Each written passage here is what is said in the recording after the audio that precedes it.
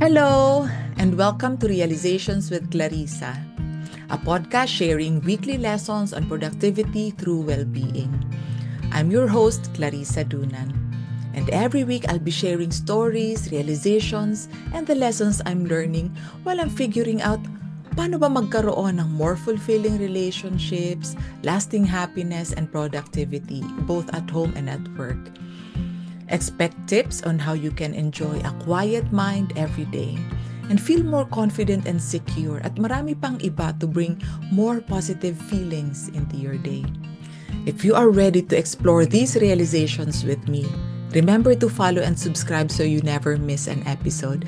And if you enjoy the podcast, please leave us a rating and a review. It will really help us to reach and inspire more listeners. Together, we can spread positive feelings even further. Thanks for listening and enjoy the show.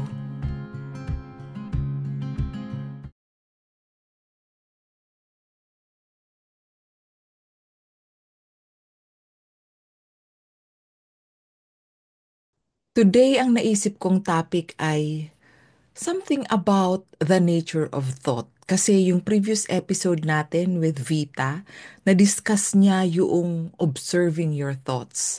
Na yun yung naging foundation kaya siya nagkaroon ng transition from a life of pain and struggle and a feeling of emptiness to a life of purpose and calmness and happiness and fulfillment. So yun yung pinakamalaking naging impact sa buhay niya nang matutunan niya how to observe her thoughts. So sabi ko, why not i-continue ko yan para kumbaga ako I can also contribute the most important things I've learned regarding that foundation of observing your thoughts. So una sa lahat, saan ba galing ang thought? Saan yan galing? Di ba? Sa brain, sa mind, pareho ba ang brain at mind? I'm not an expert, hindi ako neuroscientist, hindi ako psychologist or psychiatrist. I'll be sharing with you what makes sense to me coming from the books and courses that I've completed. So, grabe kasi yung interest ko pagdating sa psychology, spirituality, and also awakening. And basta anything that has to do with well-being and increasing productivity. So, ang natutunan ko ay may dalawang parts ang brain natin. And it's also backed up by science, by neuroscience. And those two parts are the survivor brain or survival brain and the thriving brain. So, yung survival brain natin, syempre, ang gusto niyan ay mag-survive tayo, i-protect tayo away from danger. At may dalawang klase ng danger. Number one ay yung real danger like hinahabol ka ng aso or nung unang panahon ay mga saber-tooth tiger, mga biglang nagkaroon ng natural calamities. So, real danger. And the other one is imagined danger. Imagine, yung naisip lang natin. At ngayon, sa panahon ngayon, mas marami yung proportion ng imagined danger. Yung mga tumatakbo sa isip natin. Kaya 'di ba talagang nagkalat sa iba't ibang parte ng mundo ang mental health crisis. And I was also a part of that a few years ago or ilan na ba? 2019 when I had my diagnosis of depression and anxiety. And I know how difficult it is to live with poor mental health. Kaya nga naging passion ko to share what has helped me para maraming tao, lalo na tayong mga Pilipino, na magkaroon tayo ng good mental well-being. Diba? Kasi yun nga ang nakita ko, foundation talaga yan ng success, happiness, confidence, good relationships, your ability to fulfill your potential. Yeah. So anyway, yan yung dalawang kinds of danger na yan. The real danger and imagined danger. Pareho yan ang impact niyan sa katawan natin. They trigger the same stress response. Okay, so kapag naka-sense ng danger, whether real or imagined, ang brain natin, yan, tititit, nagwa-warning na yan sa amygdala natin. So yan yung center ng ating fight or flight response. So fight, ibig sabihin, labanan mo yung source of danger, or flight, tumakbo ka, tumakas ka. So kapag yung amygdala natin nag-signal na, ayan na, mag-connect na yan, magsisend na yan ng signal sa iba't ibang parte ng brain natin. For example, yung brainstem natin, yan yung nagre-regulate ng breathing and circulation natin. Sabi ng brainstem, ay may danger. Sabi ng amygdala, may danger. So, puso, tumibok ka ng mas mabilis. Lungs, huminga ka ng mas mabilis para mas maraming oxygen yung katawan. Yung blood, mas maraming oxygen. Para pag maraming oxygen, yung katawan, lalo na yung mga big muscles, mas flight ka, mas makakatakbo ka away from danger, or mas makakalaban ka. Diba? And also yung brain, mas maraming blood supply para mas makaisip ka ng way para mag-survive. So, kaya ganon, 'di ba? Kaya pala tayo nagpapalpitate, kaya pala bumibilis yung hinga natin. At dahil sa ganoong change sa circulation and breathing natin, ayan, napapansin din natin na ayun, bakit may butterfly sa tiyan ko? Bakit parang, di ba? May umaandar na ganun sa tiyan natin.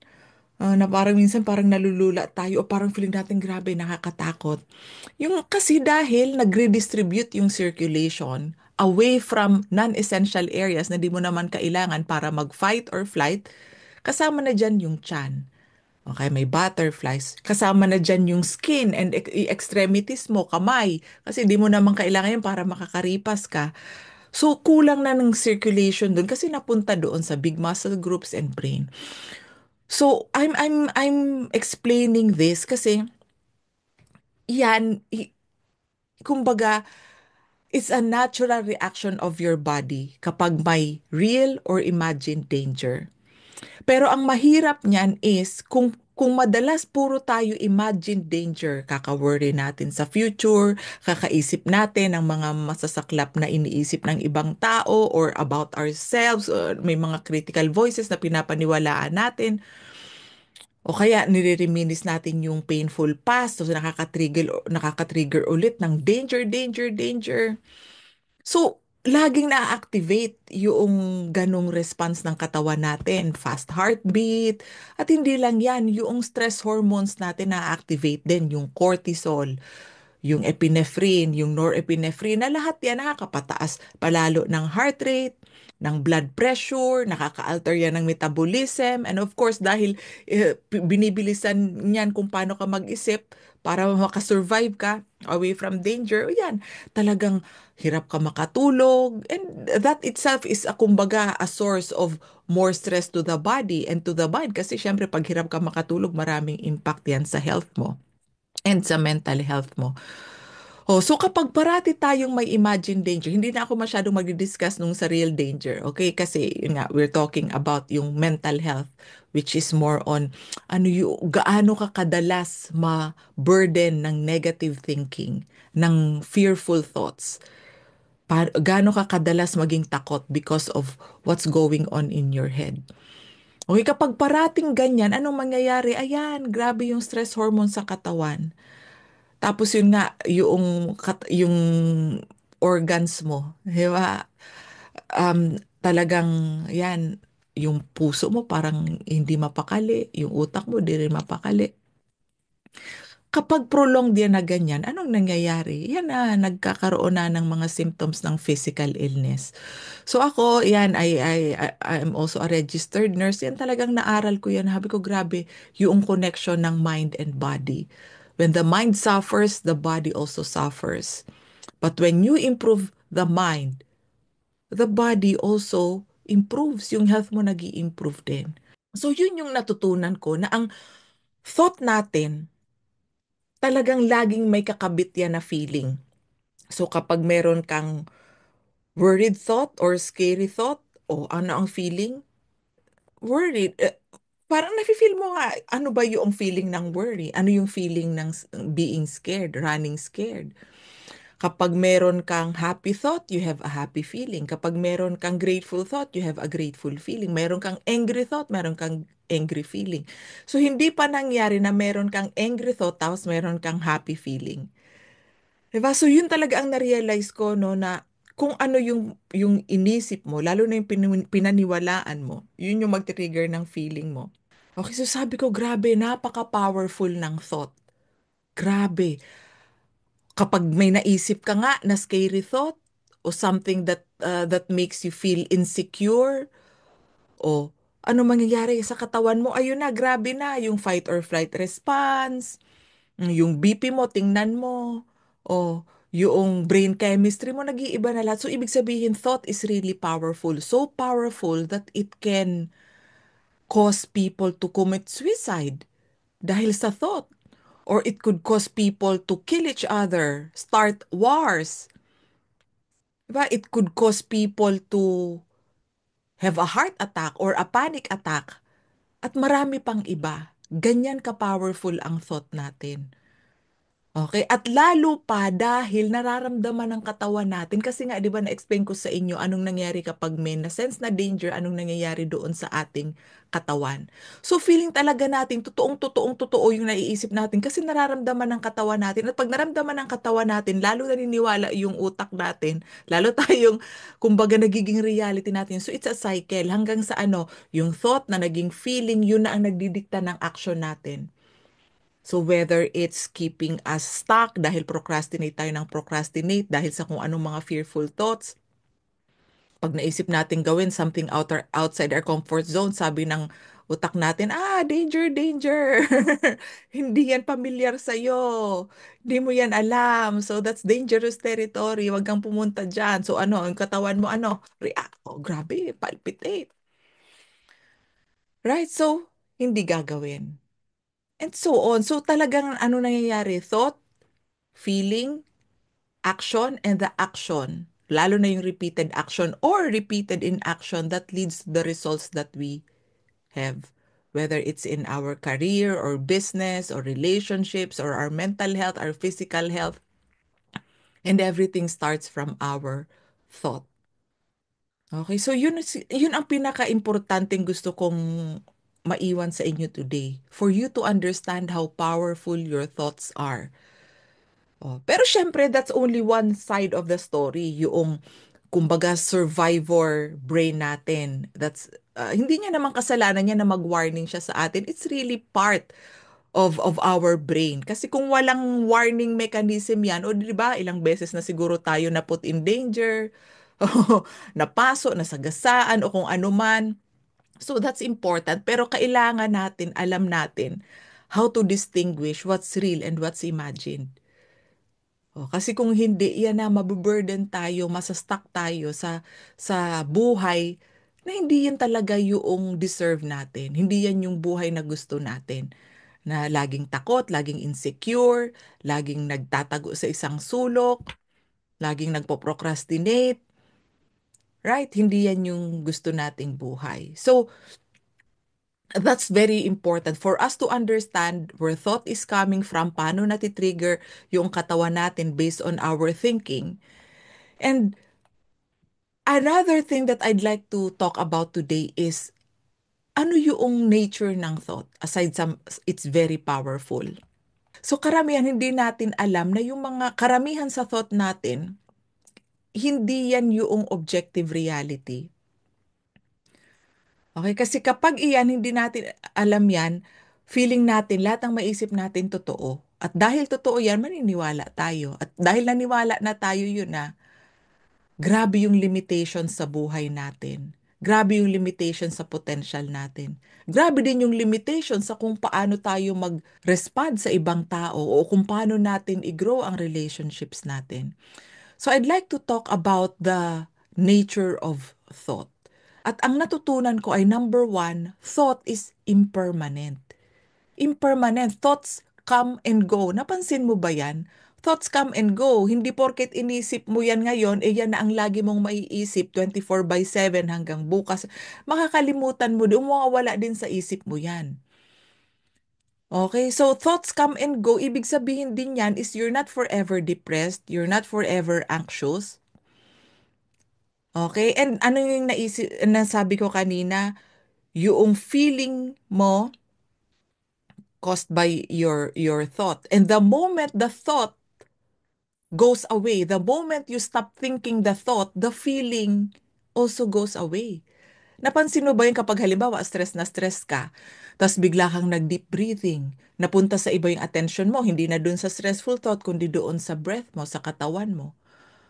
Ayun na, di ba? Parang kumbaga gumaan yung loob mo, parang nawala na yung stress. O kaya, stress na stress ka, tapos bigla kang yung attention mo nabaling sa kung ano yung kailangan talaga. Like, bigla kang iniyakag ng anak mo, o bigla kang may pinuntahan sa trabaho mo, tapos nandun talaga yung attention mo, nakakalimutan mo yung problema. So, ganun, ibig sabihin, thought is impermanent. And also, what that means is the feeling that that thought brings is also impermanent.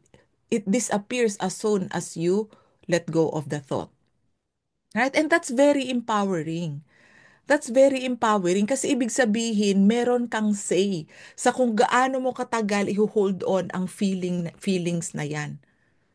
Meron kang say sa kung paano mo katagal i-hold on yung mga thoughts na yan. Alright? So you are not forever stuck with that. O, syempre may mga thought minsan na pasulpot-sulpot ng ganyan, na paulit-ulit.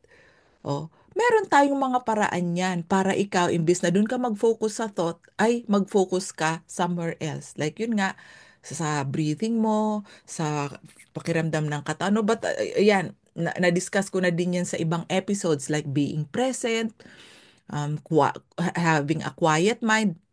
At today, I want to focus about the nature of thought. So you can go back to the other episodes kung saan ko diniscuss yun nga, how to have, kumbaga, a sense of calmness, mind and body calmness every day. So yan, um, kapag alam mo that thought is impermanent, oh, di ba? It gives you a sense of well-being knowing that you don't have to be scared forever kasi it comes and goes. Di ba nakakatuwa yung ganon? And yun nga, alam mo na it's coming from your thought.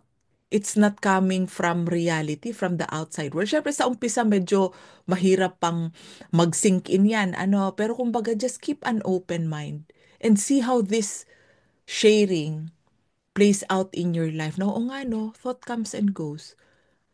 Stress lang ako pag iniisip ko yung stressful thought. Pag di ko na siya inisip, din na ako stress. Problemado lang ako pag iniisip ko yung problema. Pag di ko na inisip yung problema, masaya naman na ako. O, di ba? That's very, very comforting. Hi! I'm inviting you to attend my free workshop on February 4. Ang title ay, Paano ba magka-oras para sa gusto ko? And feel free to invite your family, friends, co-workers. And sa tinagal-tagal ko na din kasi na magbigay ng training or workshop, yan, minsan sa self-care, minsan all about goals, starting over, yan. Yun yung madaling part, malaman paano ba mag-self-care, paano ba mag-start over, paano ba magkaroon ng confidence, paano ba magkaroon ng consistency, na nagawin yung mga kailangan gawin para ma-achieve ang goals. Pero ang pinakamahirap pa din lagi is what? Is how to make time for those things. Kasi maraming distractions, maraming kabisihan. Okay, so yan yung topic natin sa workshop na yon. At talagang I will guide you on how you can set your priorities right and to align those priorities with what you're actually doing every day. And I also will help you to find out ano yung mga hindi aligned dyan sa priorities na yan, dyan sa vision, dyan sa goals mo, ano yung hindi aligned, ano yung kumbaga distraction na pwede mo munang ipasantabi or bawasan or totally i-delete. And I will also help you to let go of tasks and habits that are no longer serving you. Lalo na kung gusto mo talagang magka-oras para sa mga importante for you. And I'll be giving you tips on how you can build a harmonious routine that covers not just your goals, but other things that you love, including your well-being and important relationships. See you on February 4. Paano ba magka-oras para sa gusto ko? Balik na tayo sa episode. So number 2 na kailangan nating maintindihan about thought is that thought is random. Random. Ibig sabihin niyan ay wala tayong choice kung ano yung dumadaan sa isip natin. Most of our thoughts are random. Siyempre may mga thoughts tayo na conscious thought. Ibig sabihin niyan, kunyari, magpaplano tayo ng menu para sa linggo o gagawa ng grocery list o magpaplano ng holiday. Lahat yan, syempre, conscious thought. Mag-decision making, magmi-meeting tayo, strategy planning, mga conscious thought yan. But most of our thoughts, random, sumasagi lang yan. Na-experience mo ba yan? O focus ka sa isang bagay, tapos bigla na lang may whoop, dumaan na thought na di mo naman iniisip yung taong yon o yung pagkain na yun o kung ano man yan. Di ba? So there are billions of thoughts in our lifetime. We have billions of memories in our lifetime na bigla na lang yan sasagi dyan ang hindi mo inaasahan. Pop, pop, pop, pop. Okay, so hindi deliberate yung karamihan sa thinking natin. So ibig sabihin dahil yan random, wala ka naman talagang control sa sa mga thoughts mo, most of your thoughts. So there's no point in managing your thoughts. There's no point in analyzing your thoughts.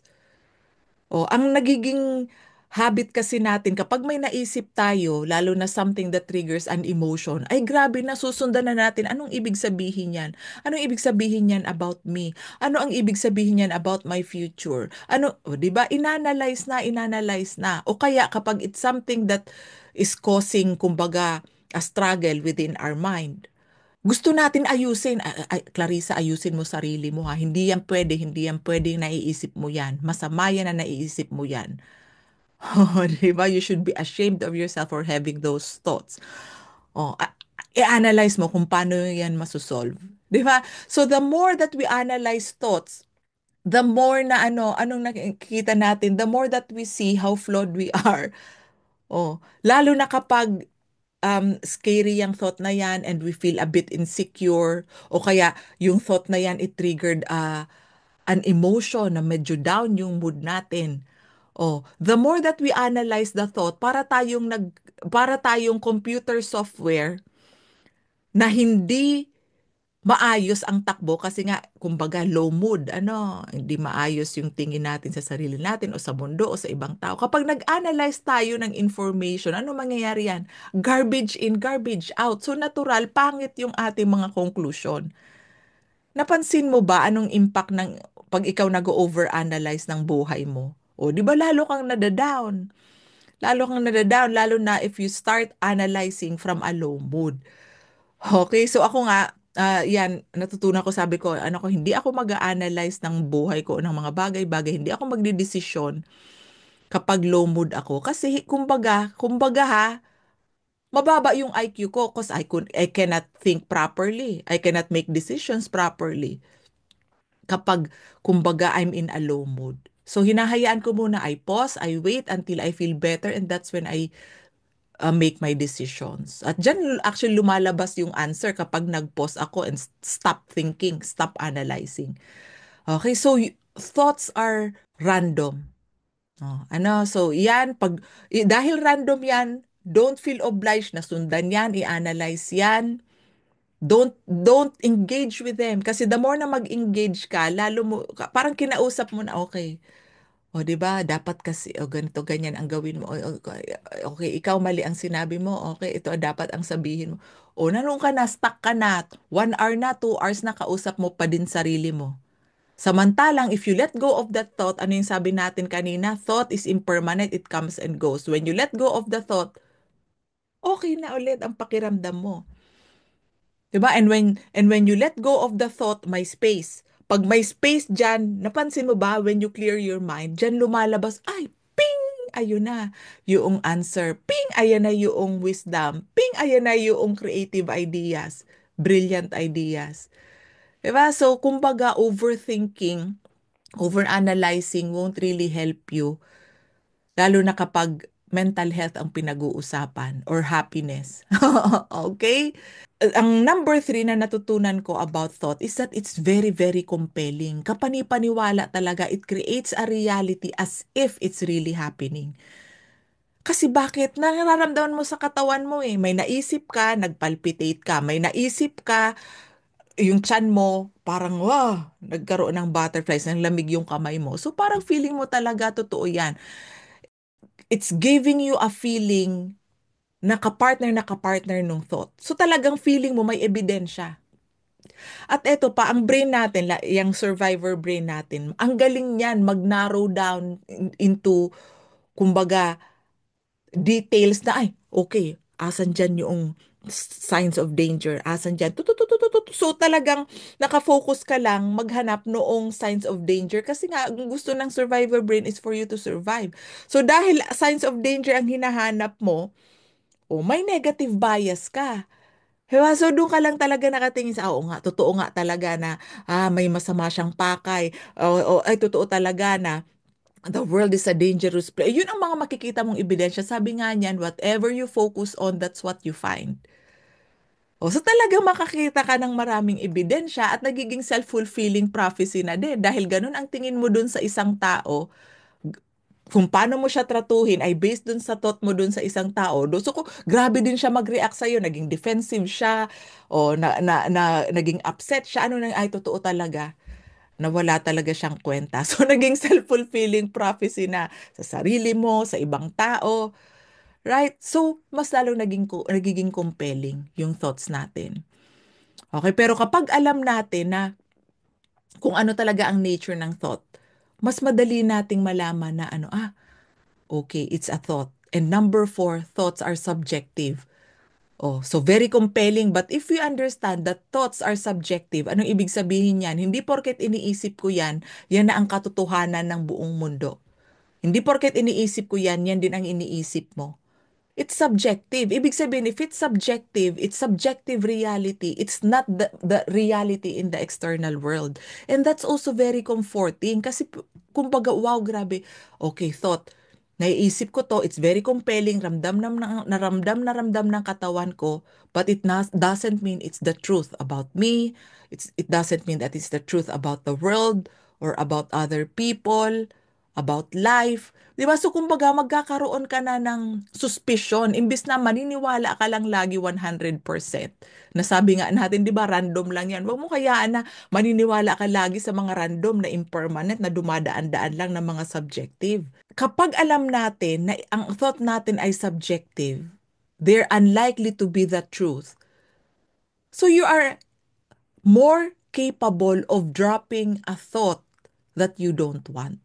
Hindi mo lang yan madadrop kapag pinaniwalaan mo na. Dahil nga napaka-compelling niya. Okay? So, ibig sabihin niya kapag alam mo na, okay, there's a high chance na ito subjective ito. Mm. Ano mangyayari? You can ignore it. Mas madali mong ma-ignore ang isang bagay na alam mo is not relevant, is not important, is not the truth. Okay, so that itself, the power to ignore a thought, the power to drop a thought, that's very powerful. Pero hindi ko sinabi na i-ignore mo in a negative way na ni-resist mo na ginudge mo, o wag ka dito, I hate you, lumayo ka sa akin. Wag ganun kasi that will even make it very powerful kasi kumbaga, it's so powerful that you hate it. 'Di ba? Just, kumbaga, my thought, acknowledge it, okay, that's thought. Okay, and then mamaya tuturuan ko kayo how you can process that. So, very, very important na alam natin, nakikita natin ang thought natin for what it is. Just thought.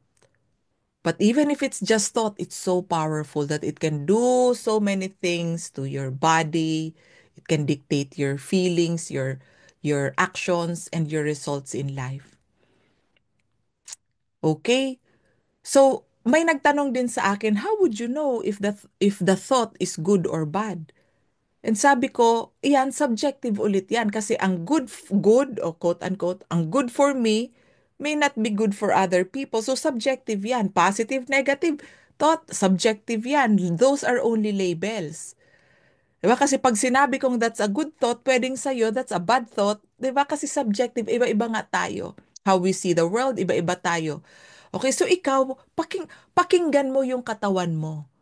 Ano yung reaction ng katawan mo sa thought na yan? If it makes you feel bad, if it doesn't serve you, alam mo naman, di ba, kung ang thought na yan, it's useful for you, it's serving you, then it's a good thought.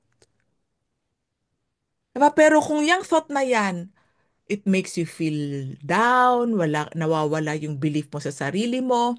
It makes you stuck, it makes you procrastinate on important things in your life. It makes you feel very angry for a long time. It's affecting your mental and physical health. Then that's not a good thought. So, listen to your feelings. Let your feelings be your guide. Kasi, lalo na kapag nag-uumpisa ka pa lang dito sa journey na to on mental well-being, diba? Or noticing or observing your thought. Mahirap, mahirap sa umpisa na makatch mo kaagad yung thought. Kasi nga, very compelling feeling mo. Hindi mo nga naiisip na thought yun eh. Feeling mo yun ang reality. Diba? So, reality yun, hindi thought. Totoo talaga, right? So, use your feelings as your guide. Oh, okay, I'm feeling this way.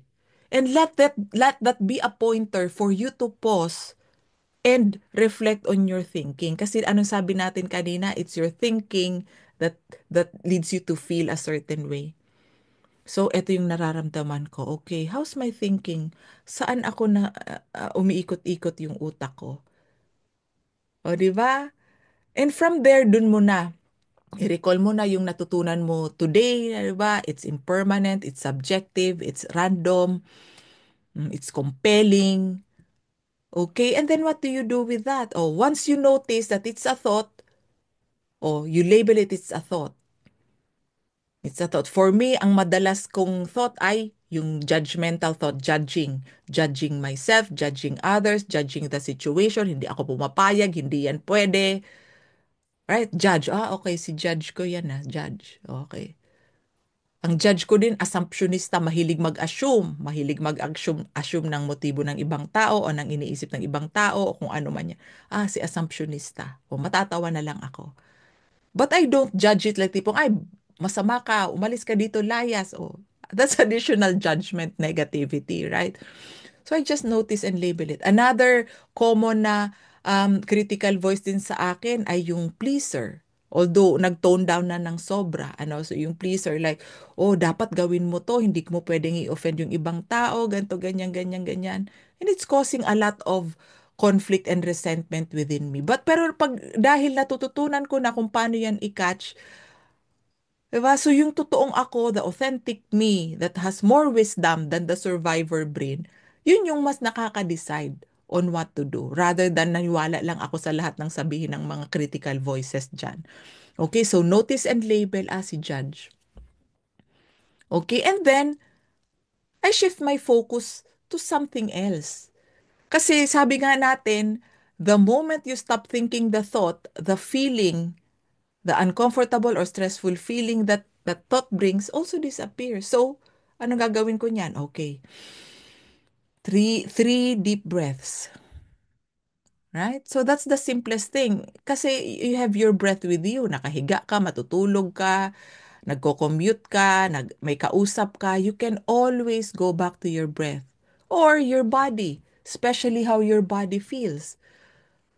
O nararamdaman mo yung feeling ng katawan mo sa upuan, yung paa mo sa sahig, right? Or even just,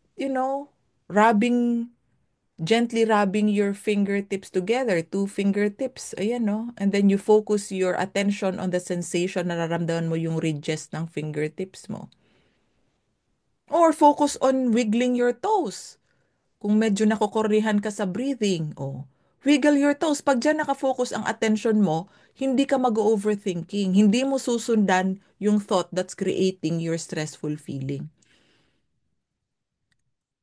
Alright? So, understand the nature of thought and know what to do kapag yan may mga sumagi, lalo na yung mga critical voices dyan or thoughts that make you feel insecure or scared.